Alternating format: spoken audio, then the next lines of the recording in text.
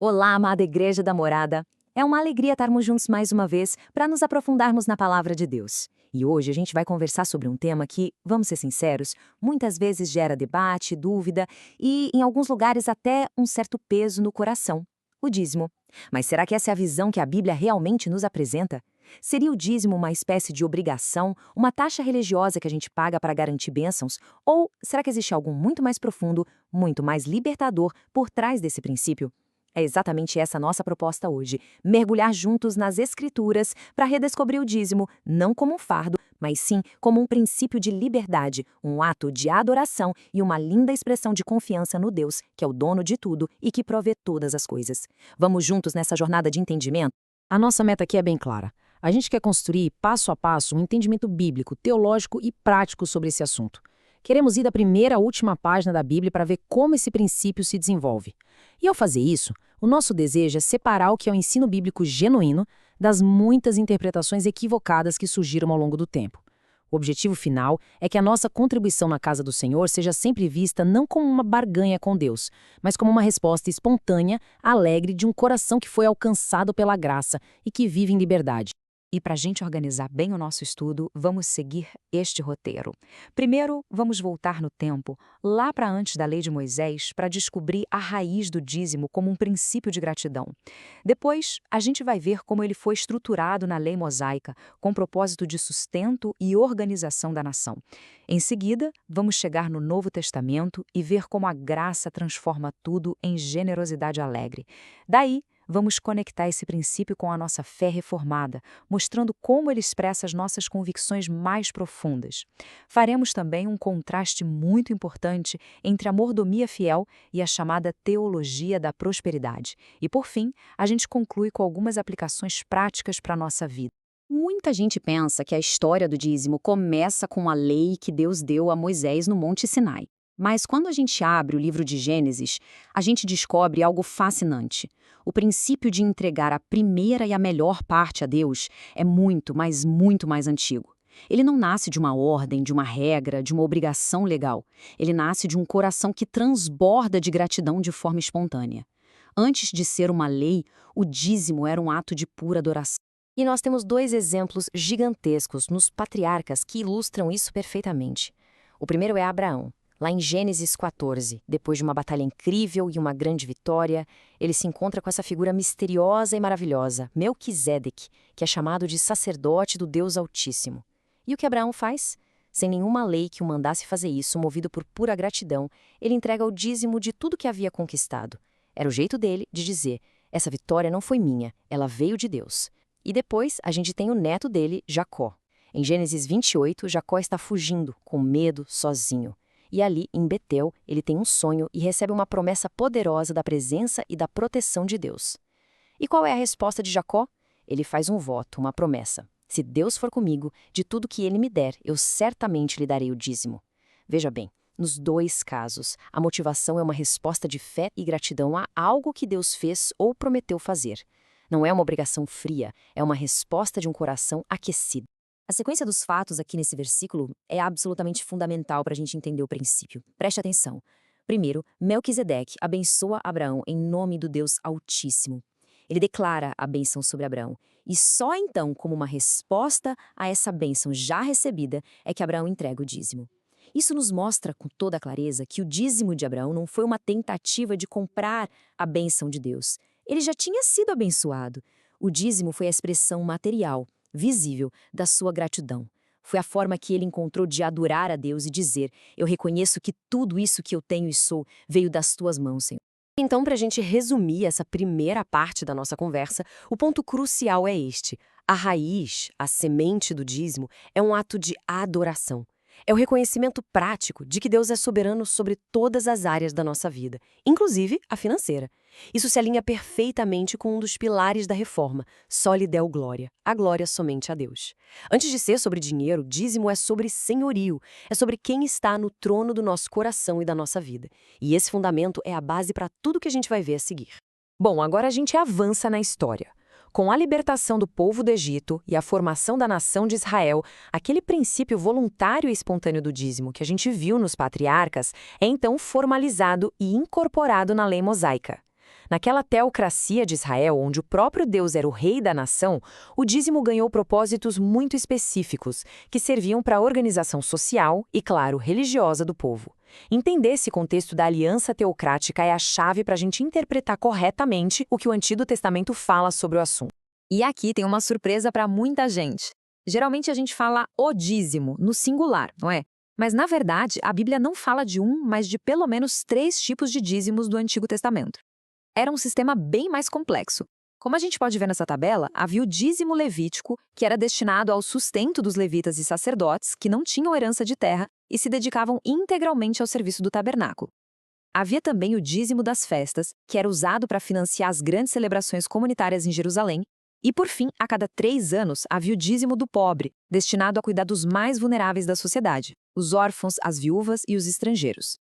Se a gente somar tudo isso, um israelita fiel contribuía com algo em torno de 23% da sua renda anual. Isso mostra um sistema muito robusto que cuidava tanto do sustento do culto quanto do cuidado social.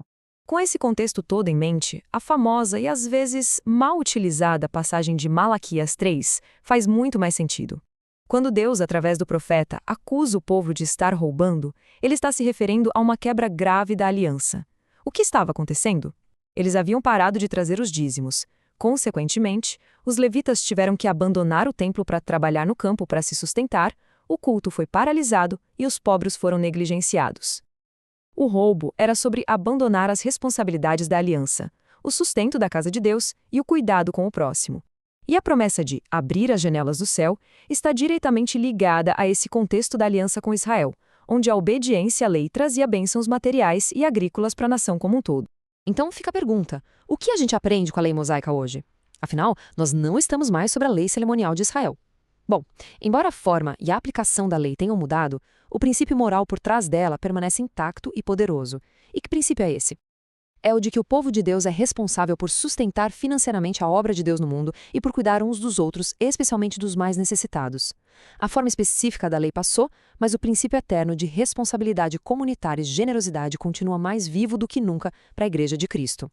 E então, Cristo chega. E com a chegada de Jesus e a inauguração da nova aliança, tudo muda. A perspectiva é transformada. Na nova aliança, o foco sai da obrigação legal, da regra externa, e se volta para a generosidade que flui de dentro para fora, de um coração que foi completamente transformado pela graça.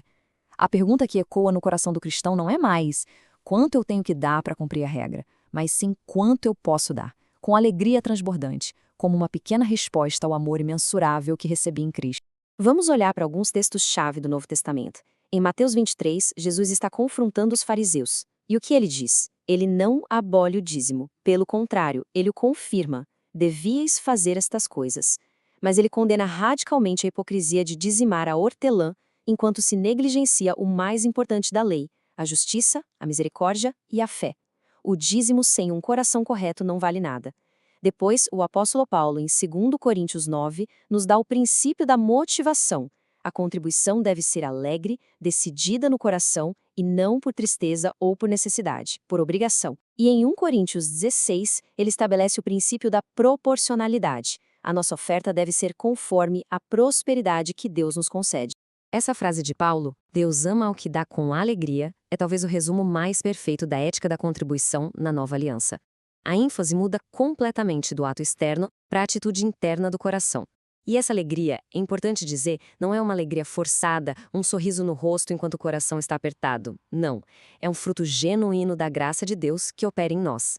A gente contribui com alegria porque finalmente entendemos, ainda que de forma limitada, a graça imensa que recebemos em Cristo. A nossa doação, então, se torna um pequeno reflexo da doação suprema de Deus por nós na cruz. Fazendo um resumo do que vimos sobre o Novo Testamento, o dízimo evolui. Ele deixa de ser uma regra legalista e inflexível e se torna um referencial, um princípio norteador de fidelidade. Os 10% não são mais o teto da nossa obrigação, mas talvez possam ser vistos como o chão, o ponto de partida para uma vida de generosidade sacrificial. Uma generosidade que não é impulsionada pelo medo da maldição, mas pelo poder do Evangelho, por um coração que é irresistivelmente alegre e grato por tudo que Cristo fez e é. Como uma igreja herdeira da Reforma Protestante, nós acreditamos firmemente que a nossa fé não é algo para o domingo de manhã, mas que ela deve moldar absolutamente todas as áreas da nossa vida. Isso inclui, claro, as nossas finanças. Agora, nós vamos ver como a prática da contribuição fiel está profundamente conectada aos 5 solas, que são os pilares da teologia da Reforma. A nossa forma de lidar com o dinheiro e de contribuir na igreja é, ou pelo menos deveria ser, uma expressão muito prática da nossa teologia. Vamos pensar juntos em cada um deles. A gente contribui com base na Escritura somente, sola Scriptura, seguindo o modelo bíblico de sustento da obra de Deus e não as invenções ou manipulações humanas. Entregar o dízimo é um ato de fé somente, sola fide, uma declaração de que a nossa confiança está na provisão soberana de Deus e não na força do nosso braço. A nossa contribuição é uma resposta à graça somente, sola gratia. Não é um investimento para obter retorno ou uma forma de comprar favores divinos. Fazemos isso porque Cristo somente, solos Christus, é o Senhor absoluto de tudo o que temos e somos, nosso verdadeiro tesouro. E por fim, o objetivo final de tudo isso é a glória somente a Deus. Só lhe deu glória, e não a nossa própria glória ou prosperidade. É para que o reino dele se expanda. Resumindo de forma bem direta, para a teologia reformada, a contribuição fiel e generosa nunca, jamais, em hipótese alguma, pode ser vista como um meio para se obter a salvação ou o favor de Deus. Jamais! Nós somos salvos unicamente pela graça, por meio da fé em Cristo. Ponto final. No entanto, a nossa generosidade se torna uma das mais belas e poderosas evidências da salvação que nós já recebemos gratuitamente. É um fruto visível que nasce de uma raiz invisível da graça em nosso coração. É um ato de fé que prova que o nosso coração foi liberto da tirania do dinheiro e agora serve livre e alegremente ao Deus vivo para a glória dele.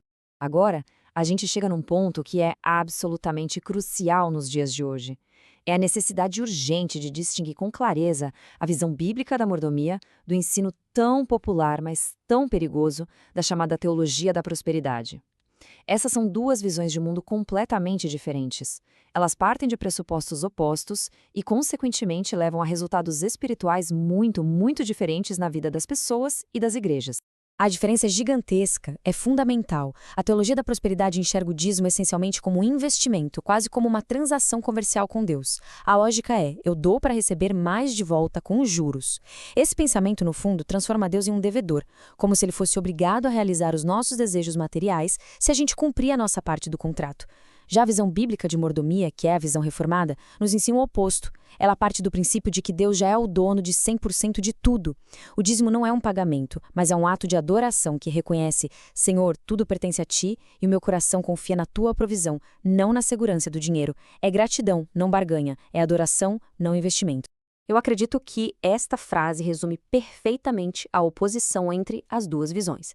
A mordomia fiel bíblica declara com a vida: Deus é o Senhor das minhas finanças. Já a teologia da prosperidade na prática, mesmo que não admita, acaba dizendo: as minhas finanças são o Senhor de Deus, pois tenta usar Deus para alcançar fins financeiros. Uma visão leva à humildade, à dependência e à verdadeira confiança em Deus. A outra, infelizmente, leva ao orgulho, à ansiedade e, no fim das contas, à idolatria do dinheiro. E assim nós chegamos à conclusão da nossa jornada. Nós percorremos um longo caminho, não é mesmo? Vimos a jornada do dízimo desde um simples ato de gratidão dos patriarcas, passando pela sua sistematização na lei, até chegar à sua transformação em um princípio de generosidade alegre, fundamentado na graça de Cristo. Agora, a pergunta final, a que realmente importa é: como a gente pode transformar todo esse conhecimento em uma disciplina de liberdade na nossa vida cristã diária? E para nos ajudar nisso, aqui ficam alguns passos bem práticos. Primeiro, medite. Volte nas passagens bíblicas que citamos. Gaste tempo com elas. Deixe a palavra de Deus moldar o seu coração e a sua mente. Segundo, reflita. Em oração, peça para o Espírito Santo sondar o seu coração. Avalie com honestidade quais são as motivações por trás da sua contribuição. Terceiro, converse. Não guarde isso só para si. Discuta o tema com a família, no seu pequeno grupo, com líderes de confiança. E quarto, e talvez o mais importante, pratique. Dê um passo de fé. Comece a exercitar a disciplina da generosidade, não por obrigação, mas como um ato de adoração e de profunda confiança na fidelidade de Deus. E para quem deseja cavar ainda mais fundo nesse assunto, estas passagens bíblicas são um excelente ponto de partida para um estudo pessoal, para uma meditação mais demorada, E para a gente terminar, eu gostaria de deixar esta pergunta para a reflexão de cada um de nós. Como a nossa contribuição pode ser, a partir de hoje, muito mais do que um valor, do que um número, do que uma transação financeira? Como ela pode se transformar de fato em um verdadeiro ato de adoração, uma declaração viva de que Cristo, e não dinheiro, é o nosso verdadeiro tesouro? Como a nossa contribuição pode ser um exercício prático de total confiança na provisão do nosso Pai Celestial? Que o Senhor nos ajude e nos encoraje a buscar um coração cada vez mais generoso, livre e confiante nele.